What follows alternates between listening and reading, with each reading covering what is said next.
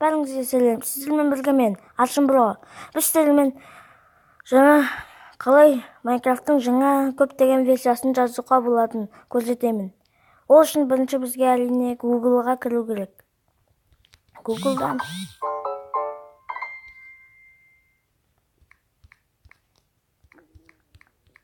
скачать.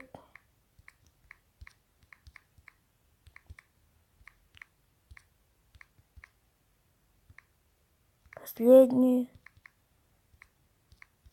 версию. Дейсіздер. Ең бірінші тұрғанда пожалуйста. Сосын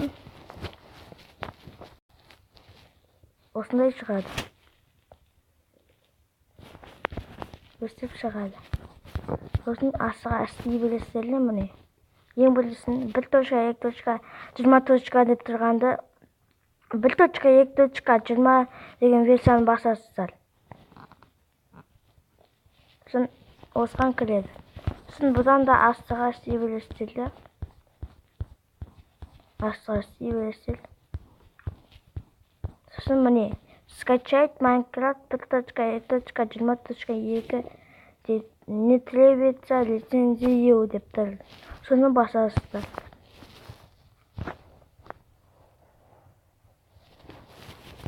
Сосын 5 секунд деп жүдеп қалған тамақ. Осыған хотя бы 10 лайк басып кетіңіздер.